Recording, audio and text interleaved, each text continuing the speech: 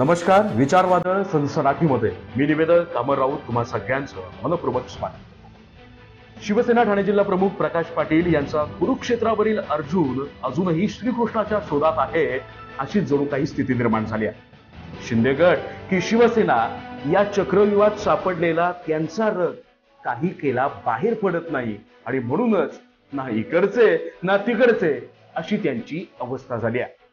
शहापूर शहरात उद्धव ठाकरे यांच्या वाढदिवसानिमित्त झळकलेल्या बॅनरवर अचानक ठाणे ग्रामीणचे जिल्हा प्रमुख प्रकाश पाटील दिसले नाहीत.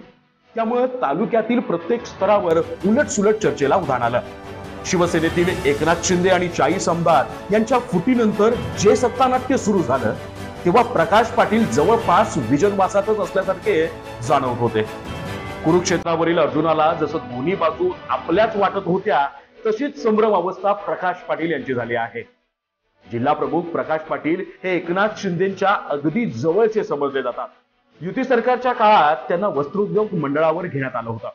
अथवा जिल्हा स्तरावर प्रकाश पाटील यांना मुक्त अधिकार दिल्यानं ते शिंदे गटातच जाणार अशी चर्चा होती. फुटलेल्या आमदारांच्या मध्ये प्रकाश पाटील यांचा ड्रायव्हर असणारे आमदार शांताराम मोरे सुरत मार्गे गुवाहाटीमध्ये पोहोचल्यानंतर देखील प्रकाश पाटील यांची संयमी प्रतिक्रिया मुख्यमंत्री शिंदे यांच्यावरच्या प्रेमाचं हे द्योतक आहे अशी चर्चा सर्वत्र सुरू झाली.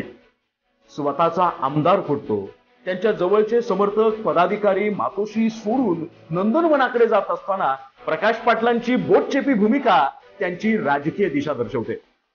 शिवसेना सावरण्याचं, कार्यकर्त्यांना आवरण्याचं जे काम आज रुपेश म्हात्रे करत आहेत ते काम प्रकाश पाटील यांच्याकडून अपेक्षित होतं. छत्रपती शिवाजी महाराज सुरत लुटत असताना मोगलांचा सरदार असणारा इनायत खान जसा गप्प बसला होता, अगदी त्याच इनायत खानासारखे पडग्याचे शिवसेनेचे सुभेदार अजूनही गप्प आहेत, जणू काही गुपचूपरित्या गडीत बसलेले आढळून येतात. आणि याच कारणामुळे मूळ शिवसेनेच्या कार्यकर्त्यांमध्ये प्रचंड प्रमाणात प्रकाश पाटील यांच्या भूमिकेबद्दल संभ्रम निर्माण झाला आहे. माझा काय निर्णय घ्यायचा हा निर्णय त्यांच्या हातात आहे आणि ते जे निर्णय घेतील ते मला मान्य आहे. आणि मला आमदारकी, खासदारकी, मंत्रीपद मिळालं नाही मिळालं त्याच्यासाठी मी काम करत नाही.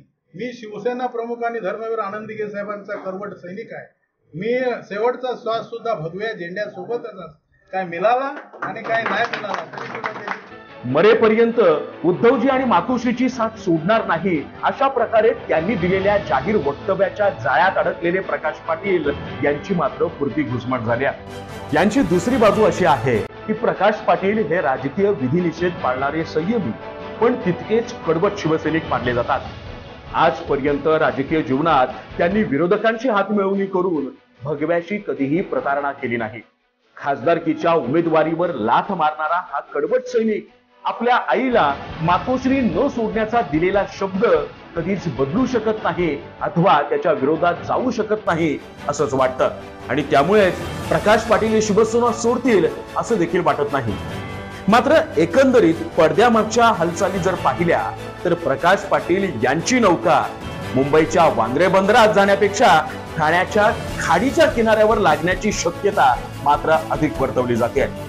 पडग्याची प्रकाश पाटील रूपी नौका नेमकी कुठे जाऊन थांबणार आणि त्यांच्या रूपानं शिवसैनिकांमध्ये तयार झालेला संभ्रम कधी मावळणार, बघूया. या सगळ्या गोष्टींची उत्तरं येणाऱ्या काही दिवसात आपल्याला मिळतात का? तुर्तास धन्यवाद. बघत रहा विचारवादळ वाहिनी आणि सनसनाटी.